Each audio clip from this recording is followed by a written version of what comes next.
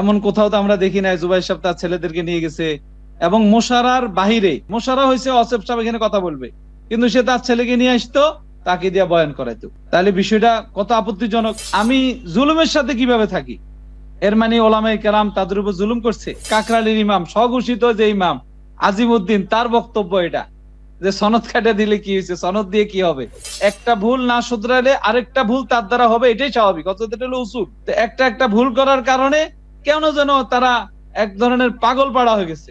17ই December দিবাগত রাতে যে জমায়েত হয়েছে এবং ওনারা যে মিটিং পেন্ডিং রেখে মাঠে ঢোকার চেষ্টা করলেন, যে কারণে গন্ডগোল হলো, সেক্ষেত্রে কিন্তু জনাব ওয়াসিফ সাহেব নাকি এটাকে পছন্দ করেন নাই এবং তিনি নাকি কান্নাকাটিও করছেন, তিনি এটাকে সাপোর্ট করেন নাই এবং এটা অতি উৎসাহী কিছু লোকেরা করছে। যে চিন্তাধারা, তার মিশন, সে যদি নিজেকে মনে করে জুবাইর সাহেব যে মানের আমিও সেই মানের, লা কুল হাল ইয়াস্তাবিল্লাযীনা ইয়ালামুন ওয়াল্লাযীনা লা ইয়ালামুন, কবি ভি ये दोनों बराबर नहीं हो सकता है, हरगिज नहीं। আসসালামু আলাইকুম ওয়া রাহমাতুল্লাহ, নাহমাদুহু ওয়া নুসাল্লি আলা রাসূলিহিল কারীম, আম্মা বাদ। সুপ্রিয় দর্শক শ্রোতা, দেশ ও প্রবাসে, কাছে ও দূরে, যে যেখান থেকে আমাদেরকে দেখছেন ও শুনছেন, সকলকে আন্তরিক মোবারকবাদ জানাচ্ছি আমি ইউসুফ মাহমুদি, এবং আপনাদের প্রত্যেককেই আমন্ত্রণ জানাচ্ছি আমাদের আজকের এই বিশেষ ভিডিও বার্তা অনুষ্ঠানে। বন্ধুরা, আজ আমরা আলোচনা শুনব তাবলিগ ইস্যুতে বর্তমানে আমাদের সকলের করণীয় আসলে কি। এ বিষয়ে আলোচনার জন্য আখলাক টিভির স্টুডিওতে ভার্চুয়ালি যুক্ত আছেন মাওলানা জুবায়ের হাফিজাহুল্লাহ, প্রিন্সিপাল জামিয়া ইসলামিয়া ওয়াহিদিয়া মাদ্রাসা ও এতিমখানা এবং পেশ ইমাম মোহাম্মদপুর জামে মসজিদ কমপ্লেক্স, ঢাকা।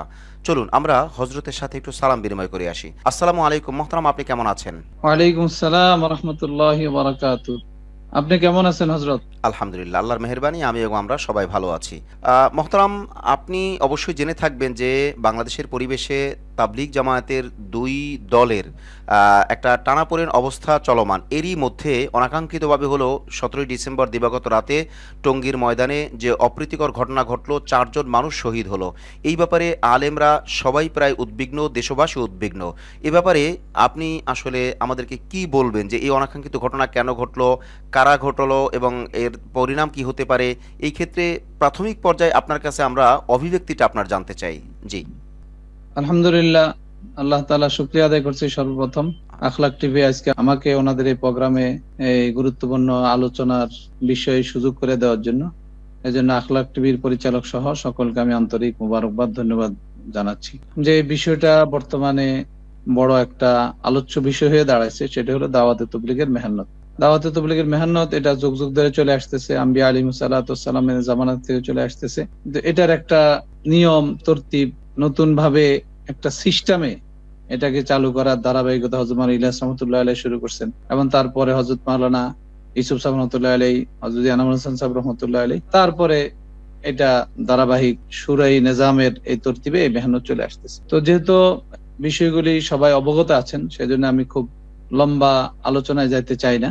মূল ইস্যুটা হলো আমাদের সাদ সাহেব কেন্দ্রিক বিষয়টা নিয়ে ঝামেলাটা শুরু হয়েছে। তো সাদ সাহেবের ব্যাপারে আমি সর্বপ্রথম যে কথাটা বলতে চাই, আসলে একজন মানুষ দায়িত্ব যখন আদায় করতে চায়, যখন দায়িত্ব প্রাপ্ত হবে সে, তো তার মধ্যে অনেকগুলি গুণ এবং অনেকগুলি সিফাত তার মধ্যে থাকাটা আবশ্যক, যেটা কোরআন আল্লাহ তাআলা মুমিনের সিফাত বলছেন, ক্বাদ আফলাহাল মুমিনুন আল্লাযীনা হুম ফী সালাতিহিম খাশিউন, এবং ওয়াইবাদুর রহমানিল্লাযীনা ইয়ামশুনা আলাল আরদি, শেষ পর্যন্ত অনেকগুলি সিফাতের অধিকারী সে হবে। আমাদের নবী হুজুর আকরাম সাল্লাল্লাহু আলাইহি সাল্লাম সকলের শ্রেষ্ঠ এবং সর্বোচ্চ সব ধরনের উন্নত মানের গুণের অধিকারী। হুজুর সাল্লাল্লাহু আলাইহি ওয়াসাল্লামকে আল্লাহ তাআলা সকলের জন্য রাসূল হিসেবে নির্বাচিত করছেন। তো দাওয়াতের এই তাবলীগের মোবারক মেহনত ইলিয়াস রাহমাতুল্লাহ আলাইহি, ইউসুফ রাহমাতুল্লাহ আলাইহি, আনামুল হাসান সাহেব রাহমাতুল্লাহ আলাইহি প্রত্যেকে গুরুত্বপূর্ণ এবং প্রত্যেকে বড় আলেম এবং নেসবতওয়ালা ছিলেন, এবং প্রত্যেকের মধ্যে অনেক ভালো ভালো গুণের অধিকারী ছিল। এখানে একটা বিষয় আমাদের একটু জানা থাকা দরকার, সেটা হলো হযরত ইউসুফ সাহেব রাহমাতুল্লাহ আলাইহি যখন ইন্তেকাল করলেন, তখন জাকারিয়া রাহমাতুল্লাহ আলাইহি ছিলেন এই দাওয়াতে তাবলীগের সব বিষয়ের মুরব্বী। এখন এখানে একটু বলা রাখা দরকার, এখানে একটা কথা তারা সবসময় বলে যে মামুনুল হক হেফাজতি, মামুনুল হক কেন আসতেছে, মামুনুল হক দাওয়াত তাবলীগের ব্যাপারে কেন নাক গলাচ্ছে, তৃতীয় পক্ষ কেন নাক গলাচ্ছে, ওলামায়ে কেরাম কেন নাক গলাচ্ছে। এই বিষয়টা তাদের এই প্রশ্নটা আমি মনে করি তাদের শুধুমাত্র অজ্ঞতার থেকে এই প্রশ্নটা হচ্ছে। শাইখুল হাদিস জাকারিয়া রহমাতুল্লাহ আলাইহি উনি তাবলীগে তো সময় দেন না, ওনার প্রসিদ্ধতা হলো শাইখুল হাদিস হিসাবে শেখ। তাহলে সেই চিন্তাধারায় উনি ইউসুফ সাহেব রহমতুল্লাহ আলাইহিকে হজরুজি নির্বাচনের বিষয়ে ওনার অবদান এবং পরবর্তী এনামুল হাসান সাহেবকে হজরুজি নির্বাচনের বিষয়েও ওনার অবদান। জি হজরুজি এনামুল হাসান সাহেবকে আমির জাকির রহমতুল্লাহ আলাইহি বানালেন। তো ওই সময় আমাদের মেওয়াতের কিছু সংখ্যক ভাইয়েরা তারা আপত্তি জানাইছেন যে যেহেতু ইউসুফ সাহেব রহমতুল্লাহ আলাইহির ছেলে হারুন সাহেব রহমতুল্লাহ আলাইহি ছিলেন, তাকে জিম্মাদারি দেওয়া হোক। কিন্তু শাইখের এই শব্দ নেই, মাইনে জো কিয়া ও ঠিক কিয়া ওই হোগা। শাইখের একটা নজরিয়া চিন্তাধারায় এবং তিনার দূরদর্শিতায় তিনি বুঝলেন যে এটা এভাবে বংশ সিলসিলা ধারাবাহিকতা চলতে থাকলে এটার মধ্যে একটা বড় ধরনের সমস্যা হইতে পারে, অথবা উনি ভাবছেন যে যোগ্য উনি জি যোগ্য এনামুল হাসান সাহেব রহমতুল্লাহ আলাইহি যিনি ইউসুফ সাহেব রহমতুল্লাহ সাথে ছিলেন তাকে দিয়েছেন। তো সেই ধারাবাহিকতায় ওনারা চলে আসতেছে। এখানে আরেকটু বিষয় আমি যোগ করতে চাই, যেহেতু প্রশ্নটা এসে গেছে যে আলেমরা কেন আসলো, তৃতীয় পক্ষ কেন আসলো। আমাদের সাদিয়ানি ভাইরা তারা এই কথাটা স্পষ্টই বলে যে ওনারা না আসলে আমাদের মধ্যে ঝামেলা হইতো না। আচ্ছা, মামুন সাহেবের দাদা, মামুন সাহেবের নানা আজিজুর রহমান সাহেব, তিনি রায়বেন্ডে পাকিস্তানে একসাল লাগানোর সাথে ওনার আপন নানা। তারপরে ওনার নানার আপন বোনের জামাই ছিলেন বাংলাদেশের আমির আব্দুল আজিজ সাহেব রহমতুল্লাহ আলাইহি, জি যেনাকে আমি নিজেও দেখছি। আমি একজন তবলিগি ঘরানার, জি আমি একদিক দিয়ে তবলিগি ঘরানার, আমি হেফাজতেরও ঢাকা মহানগরের কমিটিতে আছি, আমি আবার চরমনার ওই খানকাকে মহব্বত করি, আবার তবলিগও করি। এখন যদি তারা প্রশ্ন করে যে উনি এখানে কেন আসলো, আমাদের কাজে তো হলো দ্বীনের সব শাখাগুলিতে খোঁজখবর নেওয়া, সহযোগিতা করা, এগুলিতে যেখানে পানি লাগে পানি দেওয়া, যেখানে যা লাগে, এটাই তো এটা উসুলি কথা। তাহলে ওনার দুই নানাই হলেন, একজন হলেন পাকিস্তানে সময় লাগালেন, আরেকজন হলেন তবলিগের যিনি মোল্লারহাটে বাড়ি ছিল আব্দুল আজিজ সাহেব রহমতুল্লাহ, আমরা ওনাকে দেখছি, ওনার খেদমত করছি। তো আরেকজন হলেন আব্দুল আজিজ সাহেব রহমতুল্লাহ আলাইহি, এবং ওনার আব্বা আজিজুল হক সাহেব রহমতুল্লাহ আলাইহি, ওনার ছাত্র হলো কাকের জুবাইর সাহেব রহমতুল্লাহ। আচ্ছা, এখন প্রশ্ন, সাদ সাহেবের আব্বা হারুন সাহেব, তার দাদা হলো ইউসুফ সাহেব, তার পরদাদা হলো ইলিয়াস রহমতুল্লাহ আলাইহি। আপনাকে সবিনয় একটু ইন্টারাপ্ট করাই। তাহলে আপনি আজকে আমাদেরকে নতুন কিছু শুনাইলেন যে আল্লামা মামুনুল হক সাহেব শুধুমাত্র একজন আলেম হিসেবেই না, তিনি আলেম হিসেবেও জিম্মাদার, অর্থাৎ তিনি তাবলিগের ভালো মন্দ দেখার জিম্মাদারি তার আছে। সাথে সাথে তিনি মূলত মৌলিকভাবে অর্থাৎ ফ্যামিলিগতভাবেই তাবলিগি পরিবারেরই সন্তান। তার মানে দুইটা দিক থেকেই তিনি নেগরানি বা জিম্মাদারির অধিকার রাখেন। জি জি হযরত, যে বিষয়টা আমি বলতে চাচ্ছি সূক্ষ্ম বিষয়টা দেখেন। জি সাদ সাহেবের আব্বার নাম হলো হারুন সাহেব, জি তার দাদার নাম হলো ইউসুফ সাহেব জি রহমতুল্লাহ আলাইহি, রহমতুল্লাহ তার পরে ইলিয়াস রহমতুল্লাহ। জি সেম কাহিনী সাদ সাহেব, আমি গ্যারান্টি দিয়ে বলতে পারবো এই কথা, আমি যতটুকু খোঁজ খবর নিছি, জি ফারেক হওয়ার পরে তবলিগে একসাল লাগানোর একটা নিয়ম আছে। জি সাদ সাহেব নিয়মতান্ত্রিক, তবলিগে কোনো সময় দেয় নাই, 3 চিল্লাও দেয় নাই, সালও দেয় নাই। সুতরাং আমি মনে করি যে সাদ সাহেব তাদের আমির হওয়ার চেয়ে মামুন সাহেব তাদের আমির হওয়ার বেশি যোগ্য। এই সেম প্রশ্ন তো সাদ সাহেবের ব্যাপারে আসবে, সেম প্রশ্ন। তাহলে কারে আমির বানতেছে যে সালে লাগা নেই, চিল্লাও নাকি দিছে ধারাবাহিক, যেভাবে আমরা চিল্লা দিই। আমি তো একজন সালের সাথে, আল্লাহর মেহেরবানি, আমার দাদা তবলিগের অনেক বড় মুরব্বী ছিলেন, ইউসুফ সাহেব রহমতুল্লাহর সাথে 10 বছর তিনি কাজ করছেন। তা আমরা ধারাবাহিক যেভাবে গাট্টি রয়া তবলিগের যে সিস্টেম, সাল লাগাইছি, চিল্লা দিছি, এভাবে উনি নাকি সালও দেন চিল্লাও দেন। তাইলে তারা কাকে আমির বানতেছে? তো যাই হোক, আমাদের এই ঝামেলাটা বাংলাদেশে কেন আসে? ওলামায়ে কেরাম সর্বাত্মক ভাবে চেষ্টা করছেন যে ঝামেলাটা আমাদের মধ্যে থাকুক, আমরা নিজেরাই। মাতরাম, আমরা একটা জিনিস দেখতেছি যে আপনি কিন্তু আলহাজ প্লাস হাফেজ প্লাস মাওলানা, মানে যেটা আপনার পরিচয় আমরা পেয়েছি, সেক্ষেত্রে আলহামদুলিল্লাহ আপনি বলা চলে কওমি অঙ্গনের থেকে সব দিক থেকেই আপনার যোগ্যতা বা ইস্তেদাদ আছে, সাথে সাথে আপনি সালের সাথী। তো এই ক্ষেত্রে মানে আপনার কাছে আমি যে বিষয়টা মানে সবিনয় জানতে চাইবো, এতক্ষণের আলোচনায় আপনি যেটা ক্লিয়ার করলেন, এবং এই বিষয়টা যদি তর্কের খাতিরে আসে তখন গিয়ে এইরকম হবে যে অমুককে কেন মানা, অমুককে কেন না মানা। বাকি যদি তর্ক বাদ দিয়া আমরা যদি নর্মাল কথাবার্তা বলি, তাহলে আল্লাহ পাক যাকে যোগ্যতার মাকাম দিয়েছে, মাশওয়ারায় যে তয় হবে সেই আমির হবে, সেই দায়িত্ব নেবে, সেই কাজ করবে। এটা নিয়ে যদি আমরা তর্ক বিতর্ক করি, বা যদি উনি কেন আসলেন না, ওনাকে চাই মানে যুক্তি দেখাইতে যায়, তখন গিয়ে এই কথাগুলো নর্মালি তো এই কথাগুলো আমরা নিয়ে মানে খুব বেশি সময় দেওয়ার কোনো প্রয়োজন মনে করেন না। এ ব্যাপারে আপনি কি বলবেন? জি না, জি, এখানে আমাদের তবলিগের উসুল হলো যে হামারে তবলিগ মে কিউ নিহি হ্যায়, অমুকে কেন আসলো, অমুকে কেন গেল। আমাদের তবলিগে হলো সবাইকে বুকে জড়ায় নেওয়া। সুতরাং তবলিগের এই উসুল থেকে তারা বাহির হইয়া তাদের নিজেদের স্বার্থের মধ্যে আমি যেটা দেখতেছি বাধা সৃষ্টি হইতেছে, যার কারণে তারা এই ধরনের প্রশ্নগুলি তাদের থেকে আসতেছে, মহতারাম এটা কাম্য না। মহতারাম, আপনাকে পেয়ে আমি অভিভূত যে আপনি সালের সাথে, সেটা কিন্তু আমি জানতাম না। আপনার অন্যান্য পরিচয় অন্যভাবে জানি, এবং সাথে সাথে হাফেজ মাওলানা এটা তো আছেই। বাকি আমি এই যেহেতু আপনি ওই কথাটা বলছেন কেউ, তো সেই ক্ষেত্রে আমি এটা যোগ করতে পারি কিনা, আগার মাগার লেকিন গোয়া ইয়ে 4 চিজ দিন কো খোয়া, এ ব্যাপারে আপনার বক্তব্য কি? মানে এইরকম কোনো বিষয় এখন আছে কিনা, আগার মাগার লেকিন গোয়া, এই সব জিনিস কি এখন আমাদের সাথী ভাইরা কি যোগ করতেছে কিনা? না, সাথীদের মধ্যে তো কিছু বাড়াবাড়ি আছে, সেটা সাথীরা করিয়ে ফেলে। জি জি সুতরাং এগুলি তো সাধারণ সাথী, এরা বুঝে না। জি কিন্তু আমরা লক্ষ্য করতেছি এখানে আমাদের আলেমের ভূমিকাটা কি। জি জি আমাদের ওখানে সাদ সাহেব, সে জেনারেল লোক, সে তো তার ভিতরে ওরকম আত্মশুদ্ধি হয়েছে কিনা, সে কারো মুরিদ কিনা, সে কারো হাতে বয়াত হয়েছে কিনা, এগুলি তো আলোচনার বিষয়। আপনি যদি মুরিদ আর বয়াতের কথা বলেন তাহলে তো আরেক প্যাচ লাগবে, কারণ মুরিদ বয়াত তো এটা খানকা কেন্দ্রিক, পীর মুরিদি। আর তাবলিগ জামাতের সাথে তো ওইটার ওইরকম কোনো ওতপ্রোত সম্পর্ক না। তাহলে কি আপনি বলবেন যে তাবলিগ জামাতের মূলেও খানকা সম্পর্ক আছে? অবশ্যই। জি একজন তবলিগওয়ালা সে খানকাওয়ালা হবে, সে মাদ্রাসাওয়ালা হবে, এবং সে ময়দানে জিহাদ করানোওয়ালা হবে।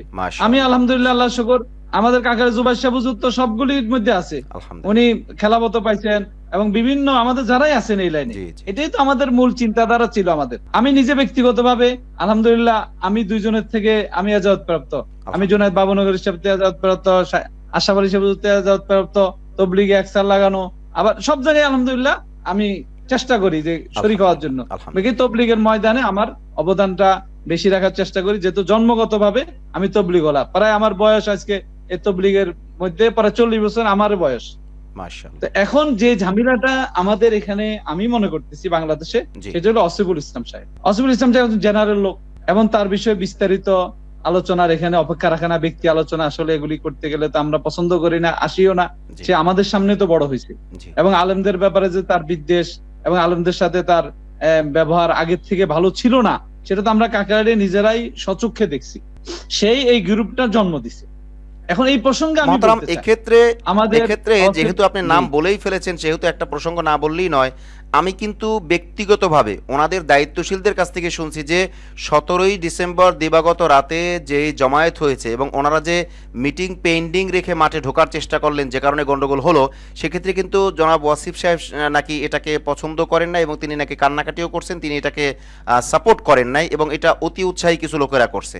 তাহলে এ ব্যাপারে আপনার বক্তব্য কি হবে? যদিও আমাদের কাছে কোনো ডকুমেন্ট নাই, কিন্তু উনি যে পছন্দ করেন নাই এইটা আমি শুনছি, সেটা আমি বলতে পারবো। তো শোনা কথা তো অনেক রকমের আসে, জি, এবং এটা তো যাচাই বাছাই ব্যাপার। সম্পূর্ণ আমি মনে করি এই সম্পূর্ণ বিষয়টা আসিফ সাহেবকে অবশ্যই এটার দায়িত্ব নিতেই হবে তাকে। তাহলে সে এমন লোকদের দায়িত্ব, এমন লোকদের আমির হওয়ার জন্য আমিরত্ব কেন করতেছেন যারা তার কমান্ড মানে না, যারা কমান্ডে নাই তারা। এবং এর আগে তো আমরা শুনছি ওলামায়ে কেরামদের একটা চিঠি প্রকাশিত হয়েছে, হইতে পারে হযরত আপনার কাছে আছে সেই চিঠিটা। সেখানে আসিফ সাহেব ওলামায়ে কেরামদেরকে বাদ দিয়া নিজে আমির হবে, এবং সাথে কিছু জেনারেল লোকদেরকে নিয়ে সে নিজামুদ্দিনের চিঠি লিখছে, এবং সে একক আমির হওয়ার জন্য একটা চিন্তা করছে। তখন ওলামায়ে কেরাম একটা চিঠি প্রকাশ করছে, সেখানে আসিফ সাহেবের অনেকগুলি বিষয় আসছে, যেখানে জিয়া বিন কাসেম সহ প্রায় 15-16 জন আলেমের স্বাক্ষরিত একটা চিঠি প্রকাশ হয়েছে। তো সুতরাং আসিফ সাহেব তো ঠান্ডা মাথার লোক, ওনাকে কাকাল থেকে দুইবার বের করে দেওয়া হয়েছে। হাজী সাহেব রহমতুল্লাহ আলাইহি থাকতে বের করে দিচ্ছেন যে উনি কাকায় থাকতে পারবেন, আবার আসছেন। তো ওনার ঠান্ডা মাথার ভূমিকাটাই আমাদের বাংলাদেশে ক্ষতি হচ্ছে, এবং ওলামায়ে কেরামদেরকে অ্যাভয়েড করাটাই। প্রথম যখন ওলামায়ে কেরাম গেছেন, তখন এই বিরোধিতা তো আসিফ সাহেবই করছেন। এবং এমনও আছে, মুরব্বীদের কাছ থেকে শুনছি, আসিফ সাহেবই সব সময় সাদ সাহেবের বিরোধিতা করে আসতেন। উনি এখানে একটা পলিটিক্স খেলছে ভালোভাবে। যখন এই ঝামেলা শুরু হয়েছে, পাকিস্তান গেছে, পাকিস্তানি মুরব্বীরা তারিক জামিল সাহেব সহ বুঝাইছেন যে না, শুরা হইলে আমাদের কাজের হেফাজত হবে। তখন আসিফ সাহেব কৌশলে ওনার যে আগের থেকে যে চিরচরিত্র যে অভ্যাস, তিনি ওখানে একটা পলিটিক্স খাইছেন। উনি এখানে নিজের স্বার্থটা তিনি চিন্তা করছেন।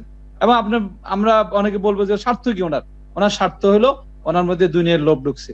উনি এক সৌদির থেকে প্রচুর টাকা আনছে, আমার কাছে ডকুমেন্ট সহ আমি দিতে পারবো, এটির দরকার নাই, কিন্তু এটা নিয়ে কোনো আলোচনা নেই। এবং মুশফিক সাহেব রহমতুল্লাহ আলাইহি থাকতে ওনার 200 কোটি টাকার নিয়ে দরবারও হয়েছে। তো সুতরাং উনি যদি এখানে ঠান্ডা হয়ে যেত তাহলে অনেক কিছুই সমাধান হওয়া। দ্বিতীয় মোহতারাম, আপনাকে একটু ডিস্টার্ব করি। আমরা তো আসলে তাবলিগের ব্যাপারটা জানি যে নোটের ব্যাপার নাই, ভোটের ব্যাপার নাই, নিজের খাইয়া পরে কাজ করতে এত টাকার লেনদেন আসবে কেন? এটা তো টেন্ডারবাজির ব্যাপার না, এটা কোনো অ্যাসেটের ব্যাপার না, এটা রাজনৈতিক ব্যাপারও না, তাহলে এত টাকার প্রসঙ্গ কেন আসলো? হযরত ওই যে একটা বিষয় আছে না, উপরে ফিটপাট ভিতরে সদরঘাট, এরকম অবস্থা তো হইছে। এটা তো হইতে পারে। ইয়ালামুনা যাহিরাম মিনাল হায়াতিদ দুনিয়া ওয়া হুম আনিল আখিরাতি হুম গাফিলুন, এটা তো আল্লাহ কোরআনে বলছেন। এই যে সারা ওয়ার্ল্ড ব্যাপী একটা দ্বীনি কাজ, ধর্মীয় কাজ, জি জি এখানে আমরাও তো চলতে ফিরতে দেখি জি যে কত ভাইরা আছে, কতজন ভক্ত হয়ে যেতেছে। অসিফ সাহেবের সুন্দর চেহারা, নুরানি চেহারা, আবার কথার মধ্যে মিষ্টতা আছে, তার ম্যানেজ করার সেই যোগ্যতা আছে ভালো। তো আমাদের কাকরাইলে যারা জুবাইর শাহ হুজুর সহ যারা ছিলেন, জুবাইর শাহ হুজুর তো অনেক বড় নেসবতওয়ালা মানুষ, জি সেগুলোতে সব রহমতুল্লাহ আলাইহির ছাত্র, সবকিছু মিলে উনি এগুলির থেকে সাধারণত অ্যাভয়েড করতেন। কাকরাইলের সম্পূর্ণ ফান্ডটা হ্যান্ডেল করতেন আমাদের অসিফ সাহেব। এবং এখানে আরেকটা যে বিষয় গুরুত্বপূর্ণ দেখেন না, সেটা হলো অসিফ সাহেবের ছেলে ওসামা আমাদের নিচে পড়তো কাকরাইলে। তো ওসামার বাহ্যিক কথাবার্তা খুবই সুন্দর। ওসামাকে নষ্ট করার মূলে হলো আমাদের অসিফ সাহেব। ওই বয়সে আমরা দেখতাম আমাদের মোহাম্মদপুরে, এটা একটা সবগুজারি পয়েন্ট। এটা কি মোহতারাম হয় একজন বাবা কি একজন সন্তানকে মানে নষ্ট করার যে বিষয়টা বা লাইনচ্যুত করা বা তার ট্রাক থেকে থেকে সরা, সব বাবাই তো চায় তার সন্তানকে ভালো বানাইতে, অন্তত নিজের চাইতে ভালো বানাইতে চায়, কিন্তু এটা কিভাবে সম্ভব? কারণ কি, উনি ওনার আসরটা এটা মানে এটা হাদিসে তো আছে, কুল্লু মাউলুদিন ইউলাদু আলাল ফিতরা আলাল ফিতরা। ওয়া বাবাহু ইয়াহবিদানিহি ওয়া নাসরানিহি, হাদিসে আছে। জি জি জি এটা হলো বাপের মধ্যে যে জিনিসটা থাকবে সেটা ছেলের মধ্যে এই আসরটা পড়বে। ওসামাকে নিয়ে সে বিভিন্ন বড় বড় প্রোগ্রামে যাইতো, যেখানে জুবাইর সাহেবকে বসায়া ওসামাকে দিয়ে বয়ান করানো হইতো। ওসামা আমাদের এই মাদ্রাসার শিক্ষক ছিলেন এক সময়। আমরা যে কোনো কারণে তাকে এখান থেকে বিদায় দিছি। আমার অনেক আমি বলবো এই কথা যে আমার অনেক আদরের, বা আমরা তাকে অনেক স্নেহ করি, সবকিছু ঠিক আছিল। কিন্তু ওই যে তার বাবা যদি তাকে একজন আলেমের সুপুর্দ করতো, তাহলে তো আজকে সে সঠিক লাইনে থাইকা তার যে সাথী সঙ্গী আছে তাদেরকে সঠিক লাইনে রাখতে পারত। এবং তার এটা বিভিন্ন সময় আমাদের সবগুজারি পয়েন্টে বড় একটা মজমায় উনি বয়ান করার আগে ওসামা কিছু বয়ান করবে। মাওলানা সাহেব, জি এখানে একটা ব্যাপার হয় কি, মনে করেন যে অনেক সময় আমরা তো দেখি মুরব্বীরা যায়, তার সন্তান আগে বয়ান করতে পারে, কিন্তু যদি বিষয়টা এমন হয় যে জুবাইর সাহেবকে অ্যাভয়েড করে তাকে ডিঙাইয়া বা তাকে পাশ কাটাইয়া ওসামা সাহেবকে দেওয়া হয়েছে, এটা অবশ্যই দৃষ্টিকটু এবং এটা মানে আপনার লাইনচ্যুত হওয়ার বা রহমত থেকে মাহরুম হওয়ার একটা কারণ হতে পারে। কিন্তু যদি এমন হয়ে থাকে যে সময় আছে, পোলাপানরা একটু আগে কথা বলুক, বাচ্চারা আগে বলুক, তারপরে বড়রা বলবে, ওই রকম যদি হয়ে থাকে তাহলে তো কোনো সমস্যা না। এক্ষেত্রে আপনার ব্যাখ্যা কি হবে? হযরত, আজকে তো জুবাইর সাহেবের ছেলেরাও তো আছে, তাইলে এমন কোথাও তো আমরা দেখি নাই জুবাইর সাহেব তার ছেলেদেরকে নিয়ে গেছে। এবং মোশারার বাহিরে অসিফ সাহেব নিজের ছেলেকে নিয়ে আসতো, মোশারার বাহিরে। মোশারা হয়েছে অসিফ সাহেব এখানে কথা বলবে, কিন্তু সে তার ছেলেকে নিয়ে আসতো, তাকে দিয়ে বয়ান করাইতো। তাহলে বিষয়টা কত আপত্তিজনক। এবং তার চেয়ে সিনিয়ররা তো রয়েছে, সব প্রতিষ্ঠানে ঝামেলা সৃষ্টি হওয়ার একটা কারণ তো হলো এটা, যে নিজের ছেলে যোগ্য না, কিন্তু তাকে জোর করে যোগ্য বানানোর চেষ্টা করা। এর দ্বারা তো বিভ্রান্তি ছাড়া কিছুই হবে না। আমরা কিন্তু দেখলাম এখানে আপনার এতক্ষণের আলোচনায় মোহতারাম, আপনার এতক্ষণের আলোচনায় আমি যেটা বুঝলাম সেটা হলো, যদি ওয়াসিফ সাহেব ওসামা ভাইকে যদি মানে প্ল্যান করে এইভাবে করে একটা দখলদারিত্ব অথবা একটা মাকাম তৈরি করা এরকম করে থাকে, তাহলে অবশ্যই ওসামা সাহেব মাহরুম হবেন, এতে কোনো সন্দেহ নাই। কিন্তু যদি ওটা প্ল্যান ওয়াইজ না হয়ে ছেলেকে এস্টাবলিশ করার জন্য মানে শেখার জন্য হতে পারে, তাইলে খুব একটা সমস্যা মনে করি না। কিন্তু আমি শেষ পর্যায়ে যেটা আপনাকে বলবো সেটা হলো, তাহলে কি আপনি বলবেন লোভ, ক্ষোভ, পদমর্যাদা, সম্পদ এসব বিষয় ঢুকে গেছে, আপনি এরকম বলবেন? জি হযরত, 100% এটাই ঢুকছে। এবং আমরা নিজ চোখে দেখছি, ওসামা নিজে মুখ দিয়ে বলছে জুবায়ের, রবিউল হক, আমি নিজ চোখে শুনছি ওসামার মুখ দিয়ে। এমনটা তো আমরা দেখেন আখলাক টিভিতেও কিন্তু ওসামা সাহেব অনুষ্ঠান করছেন, আমরা সর্বোচ্চ সুন্দর খোলকে হাসানা বা আখলাক আমরা দেখছি তার, কিন্তু এখানে বিষয়টা আসলে মানে একটু তালগোল পাকায়া যায়। এবং এই কিছুদিন আগেও আপনি দেখছেন ভিডিও বার্তাও করছে, ঘটনার পরেও কিন্তু তিনি ভিডিও করছে, সেখানে কিন্তু আলেমদের কাছে তিনি অনেক অনুনয় বিনয় করছেন ভিডিও বার্তার মধ্যে। আমরা যেটা দেখলাম, মানে আখলাক টিভিতে না, ওটা ওনাদের পার্সোনাল ভাবে করছে।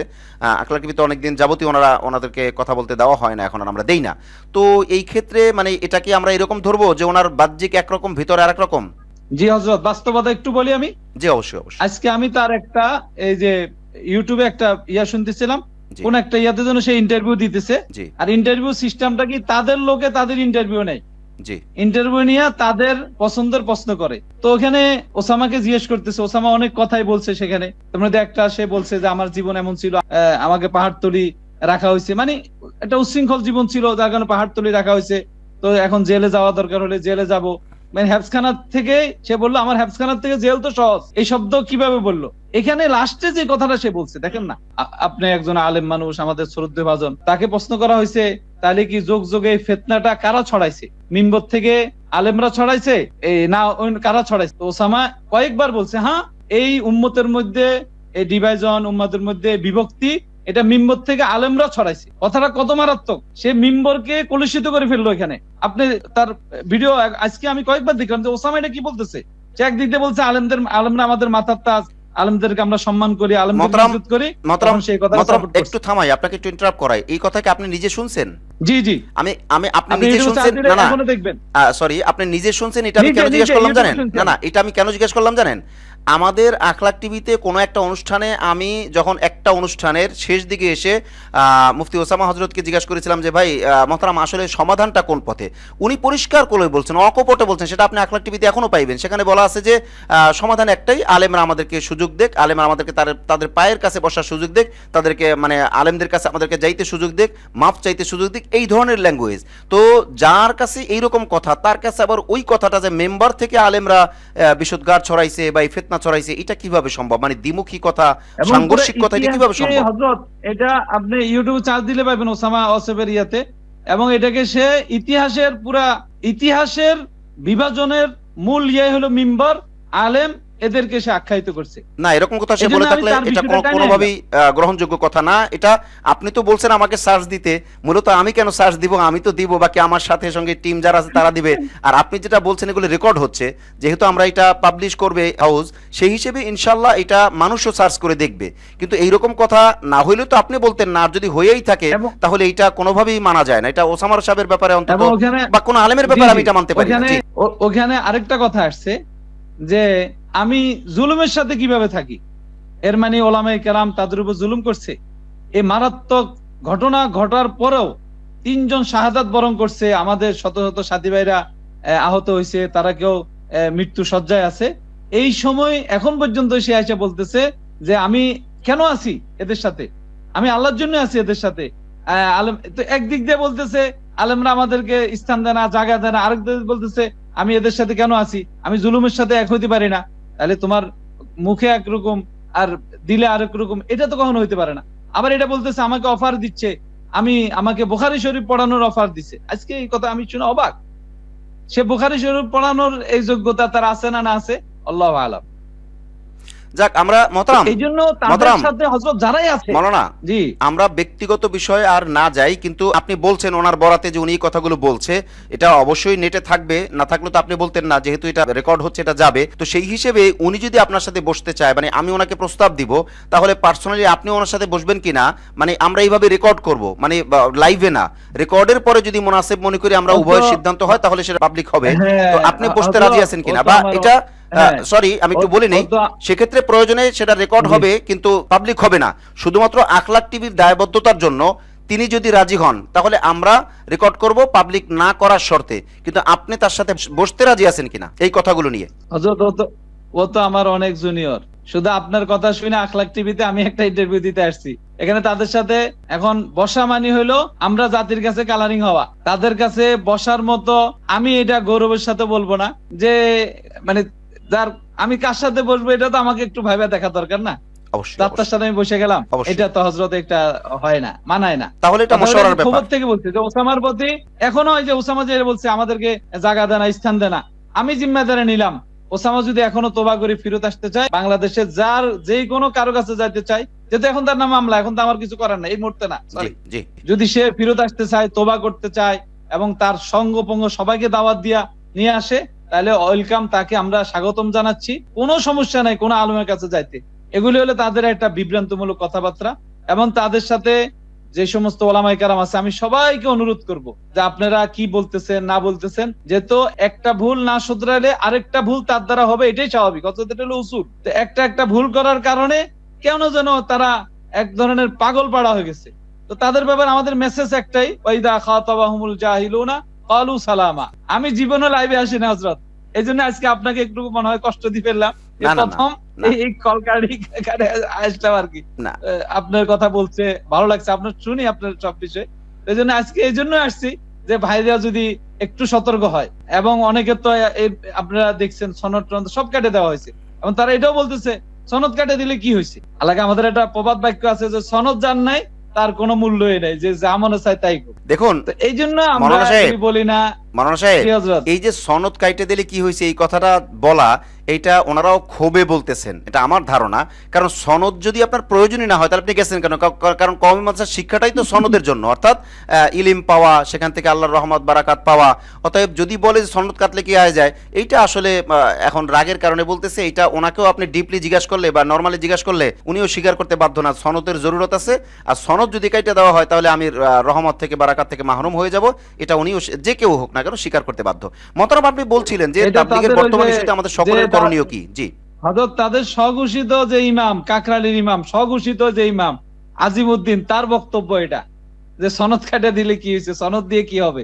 তো এই জন্য এটা রাগের থেকে বলা, মানে একজন ওস্তাদের বিষয় সে আপত্তি করা, এগুলি তো আমি মনে করি হযরত এরা অনেক মানে গোমরাহির, আল্লাহ না করুক, আল্লাহ এদেরকে হেদায়েত দিক, আহ্বান জানাচ্ছি। এরা এখনো সময় আছে, অনেক ভাইরা ফিরত আসছে, যে তারা দ্রুত ফিরত আসুক। সর্বশেষ আমার তাদের কাছে মেসেজ তো প্রথম এইটাই, আর সরকারি ভাবে বা আমাদের পুরা জাতির কাছে, যে তো 18 সালে একবার হয়েছে, এখন আবার তাদের দ্বারা এরকম অনাকাঙ্ক্ষিত ঘটনা এবং সন্ত্রাসী মূলক কার্যক্রম হয়ে গেছে। এই জন্য সরকার তাদেরকে যদি আমাদের ফেসিবাদী আওয়ামী লীগ সরকারের মতো ব্যান ঘোষণা করে, নিষিদ্ধ ঘোষণা করে, আমার মনে হয় ইনশাআল্লাহ আমাদের দেশের অবস্থা ভালো হয়ে যাবে। এবং সরকার দাওয়াতে তাবলীগের মেহনতটাকে ওলামায়ে কেরাম যারা আছে, যেই কোনো ঘরানার ওলামায়ে কেরাম হোক, তাদের দায়িত্বে দিয়ে দিবে, তাদের দায়িত্বে পরিচালনা হবে।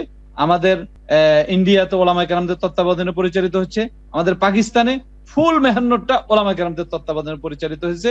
কোন জেনারেল লোকদের নেতৃত্বে এই কাজ পরিচালিত হবে না, হইতে পারে না। যেই প্রতিষ্ঠানে জেনারেলদের দ্বারা পরিচালিত হচ্ছে, আমরা লক্ষ্য করছি ওইখানে মারাত্মকভাবে ক্ষতিগ্রস্ত হইতেছে। সুতরাং ওয়াসেফ তার ওই দূরদর্শিতা নাই, ওরকম এলেম নাই, যার কারণে পুরা জাতিকে পথভ্রষ্টতার মধ্যে ফেলে দিছে। যদিও তারা বলে যে আমাদের হযরতজি তো বলে নাই আলেমদেরকে এরকম মারতে, আলেমদেরকে ইজ্জত করতে গেছে, সম্মান করতে গেছে, কিন্তু সেই যদিও উনি বলে থাকে, ভালো কথা বললে তো ভালো, খারাপটাকে তো খারাপ বলবো, আমরা রাত্রকে রাত্র বলবো, দিনকে দিন বলবো, কিন্তু ওয়াসেফ তো মাঝখান দিয়ে বাংলাদেশের আমির হয়ে রয়েছে। কিন্তু তার যে চিন্তাধারা, তার মিশন, সে যদি নিজেকে মনে করে জুবাইর সাহেব যে মানের আমিও সেই মানের, লা কুল হাল ইয়াস্তাবিল্লাযীনা ইয়ালামুন ওয়াল্লাযীনা লা ইয়ালামুন, কবি ভি ये दोनों बराबर नहीं हो सकता है, हरगिज नहीं। তো এই জন্য ওয়াসেফ এর মধ্যে এই জিনিসটা আমার মনে হয় কাজ করতেছে। ওয়াসেফ সাহেব তোবা করুক, তাদের সংঘবঙ্গ যারা আছে তারাই তোবা করুক, ইনশাআল্লাহ আমরা ঐক্যবদ্ধভাবে বাংলাদেশে এক সবুজ পতাকার নিচে আমরা সবাই বসবাস করি। এটাই আমার সর্বশেষ মেসেজ। আমার কথার দ্বারা যদি কেউ কোনো মনে কষ্ট পান, ভুল হয়ে যায়, মাফ করে দিন। কথাগুলি বলতে চাই না, আমরা হজম করি হযরত, অনেক হজম করি।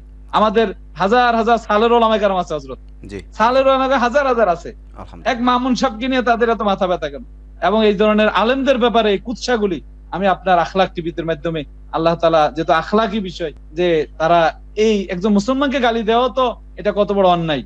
আরেকজন আলেমকে গালি দেওয়া, সে যে কোনো ঘরানার হোক, এভাবে যদি গালাগালি করতে থাকে, এই যে গত 2 দিন আগে দেখি তারেক ওই যে আব্দুল্লাহ মনসুর, এটা তো কোনো গীবতের পর্যায়ে পড়ে না, সে হাদিস পড়তেছে, কাফা বিল মারে কাজ আইয়ু হাদিসু, তো আইয়ু হাদিসু পড়তেছে সে বারবার, মানে এমন ভাবে কেমন পাগল হয়ে গেছে সে, বলে।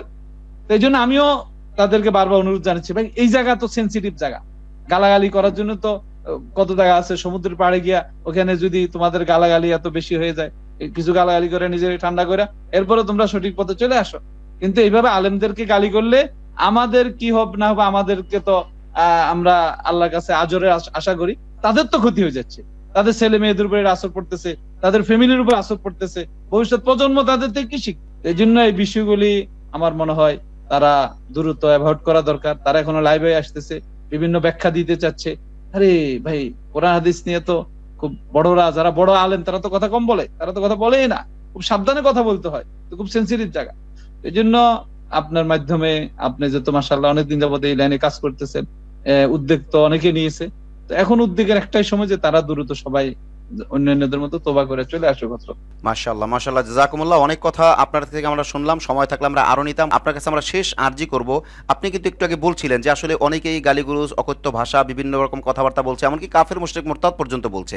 এই ক্ষেত্রে উভয় পক্ষের মাঠ পর্যায়ে যে কর্মীগুলো আছেন, এনাদের ক্ষেত্রে আপনার বক্তব্য বা নসিহা কি হবে? এটা আমাদের শেষ কথা। অর্থাৎ কেউ কাউকে গালিগুলোজ করা বা বাড়াবাড়ি না করা, এই ব্যাপারে। জি। হ্যাঁ, এক তো হচ্ছে আমাদের সাথীদের প্রতি মেসেজ, কোথাও কোনো ধরনের সংঘাত, উত্তেজনা, কোনো ধরনের মারামারিতে আমাদের সাথীরা টোটালি যাবে না, এটা আমভাবে বলা হয়েছে। এরপরও বিক্ষিপ্ত ভাবে, বিচ্ছিন্ন ভাবে কিছু ঘটনা হয়ে যায়, এটা তো আর কিছু করার নেই, এই জন্য আমরা মাপ চাচ্ছি। আর তাদের ব্যাপার আমরা বলবো, দ্রুত সময় তোমরা ফেরত আসো, সঠিক লাইনে আসো, ওলামাদের তত্ত্বাবধানে কাজ করো। আমাদের সাধ্য মতে আমরা তাদেরকে মসজিদে এবং বিভিন্ন জায়গায় এই ধরনের সন্ত্রাসী, মানে ইসলামের নামে, তবলিগের নামে, তবলিগের সুরত ধরা, কি সুন্দর পাগড়ি দাড়ি, ইসলামের নামে এগুলি যেখানে হয়েছে, এটা দেশের বদনাম হয়েছে, দশের বদনাম হয়েছে, ইসলামের নাম দিয়া এগুলি আমরা তাদেরকে করতে দিব না। এটা আমাদের পুরা জাতির জন্য এটা একটা কলঙ্ক বিষয় হয়ে যাচ্ছে। এটা আমাদের ইমানি দায়িত্ব, আমাদের কর্তব্য। সুতরাং আমরা সাধ্য মতে, এই জন্য যে আমরা মারামারি করব, আলহামদুলিল্লাহ আমাদের জানা মতে খুব মারাত্মক ভাবে কোথাও এরকম কোনো ঘটনা এখন পর্যন্ত ঘটে নাই। চেষ্টা করতেছি আমরা সর্বাত্মক, এর বাহিরে ওয়াল্লাহ ইসালের ইনসানি ইল্লা মা সা। সুতরাং আমাদের অবস্থান থেকে আমরা মসজিদে, আল্লাহর ঘর, এটাকে সর্বাত্মক ভাবে হেফাজত করা, এটা আমাদের সকল মুসলমানদের তৌহিদি জনতার ইমানি দায়িত্ব। এই জন্য আমরা তো সর্বাত্মক ভাবে চেষ্টা করব। এর ভিতরে তারা দ্রুত সময় যদি চলে আসে, আল্লাহ শুকর, আল্লাহর মেহেরবানি, আমরা দোয়া করি তারা দ্রুত সময় চলে আসুক। মাশাআল্লাহ, জাযাকুমুল্লাহ। আল্লাহ হযরত হাফেজ মাওলানা জুবায়ের হাফিজাহুল্লাহ, আপনি এতক্ষণ পর্যন্ত চমৎকার বললেন। আপনাকে আমরা অসংখ্য ধন্যবাদ জানাই। আখলাক টিভি পরিবারের পক্ষ থেকে আপনাকে অসংখ্য ধন্যবাদ জানাই, এবং আপনার জন্য আমরা দোয়া করি আল্লাহ রাব্বুল আলামিন আপনার হেলেমে হায়াতে বারাকা দান করুন, এবং আপনার কাছেও আমরা দোয়া চাই। প্রিয় দর্শক, এতক্ষণ পর্যন্ত আমাদেরকে তাবলীগের বর্তমান ইস্যুতে করণীয় কি, এই ব্যাপারে ভেতরের কিছু কথা বললেন, বাহিরের কিছু কথা বললেন, এবং ইলমি কিছু কথা বললেন, এবং আনুষঙ্গিক কিছু কথা বললেন। সব মিলিয়ে আমরা অত্যন্ত গুরুত্বপূর্ণ আলোচনা শুনলাম মাওলানা জুবায়ের হাফিজাহুল্লাহ হযরতের কাছ থেকে। আমরা আর সময় নিচ্ছি না, আজ তাহলে এই পর্যন্তই। দেখা হচ্ছে পরবর্তী কোনো লাইভে অথবা পরবর্তী কোনো ভিডিও বার্তায় ইনশাআল্লাহ। আসসালামু আলাইকুম ওয়া রাহমাতুল্লাহি ওয়া বারাকাতুহু। জাযাকাল্লাহু খাইরান। আপনাদেরকে অনেক অসংখ্য ধন্যবাদ। আমি আপনাদের কাছে দোয়া চাই, আমার কথা প্রথম লাইভ কোনো উঁচা নিচা যদি হয়ে যায়, ইনশাআল্লাহ সকলে ক্ষমার দৃষ্টিতে দেখবেন। এবং বর্তমান হালতের জন্য আমি সবার কাছে দোয়া চাচ্ছি, আল্লাহ হালতকে শান্ত করে দেন, আল্লাহ হালতকে ভালো করে দেন। আসসালামু আলাইকুম ওয়া রাহমাতুল্লাহি ওয়া বারাকাতুহু। ওয়া আলাইকুম আসসালাম ওয়া রাহমাতুল্লাহি ওয়া বারাকাতুহু।